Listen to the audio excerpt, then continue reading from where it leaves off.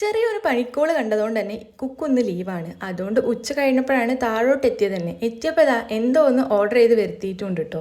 ഇത് അവക്കുള്ളതല്ല, എനിക്കും ഇച്ചുവിനുള്ളതാണ്. ചോക്ലേറ്റും ഐസ്ക്രീമും ഒക്കെ ഉള്ളതുകൊണ്ട് നല്ല രുചിയുള്ളൊരു സാധനം. പക്ഷേ എന്താ പേരെന്ന് എനിക്കറിയില്ല. ഞാൻ നന്നായിട്ട് കഴിച്ചു. കുറച്ച് കണ്ണേട്ടിന് ഫ്രിഡ്ജിൽ വെക്കുകയും ചെയ്തു. കുക്കു കഴിച്ചിട്ടില്ല, പനി ആയതുകൊണ്ട് ഇതൊന്നും പറ്റൂല എന്നാണ് പറയുന്നത്.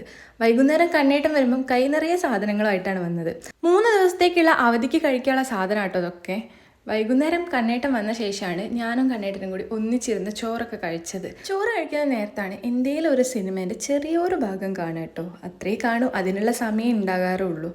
രാത്രിയപ്പം മേമയും മോളും കൂടിയും തട്ടും ചുറ്റി കുത്തി നടക്കുന്നുണ്ടേ. ഇത് എല്ലാവരും പോയി കാണിച്ചാലേ ഉള്ളൂ ഇച്ചുവിനൊരു സമാധാനം കിട്ടുക. അച്ഛനെയും അച്ചച്ചനെയും എല്ലാവരും മാറി മാറി കാണിക്കുന്നുണ്ട്. പിന്നെ നമുക്കിന്ന് രാത്രത്തേക്ക് ചോറ് മീൻകറിയാണ്. പക്ഷേ പുട്ടും മാങ്ങയും കണ്ടപ്പം ഞാൻ അത് കഴിക്കാമെന്ന് കരുതി. ഇത് അച്ഛൻ വരുമ്പോൾ കൊണ്ടുവന്ന മാങ്ങയായിരുന്നേ, നല്ല പഴുത്ത മാങ്ങയാണ്. ഈ ഒരു കോമ്പിനേഷൻ ഞാൻ ഇതുവരെ ട്രൈ ചെയ്തിട്ടില്ല. ഒരുപാട് വീഡിയോസ് കണ്ടതുകൊണ്ട് തന്നെ ഇതൊന്ന് ട്രൈ ചെയ്യണം എന്ന് തോന്നി അങ്ങനെ എടുത്തതായിരുന്നു. കഴിച്ചു നോക്കിയപ്പോൾ നന്നായിട്ട് ഇഷ്ടപ്പെട്ടു കേട്ടോ. പിന്നെ കുറച്ച് കഴിഞ്ഞപ്പോൾ കറണ്ട് പോയി. അതുകൊണ്ട് തന്നെ ഇച്ചുവിൻ്റെ മൂടൊന്ന് മാറി ആളൊന്ന് കരഞ്ഞിട്ടുണ്ട്. ആ കരച്ചിൽ തീർത്തുകൊണ്ട് നിൽക്കുകയാണ് ഇപ്പം.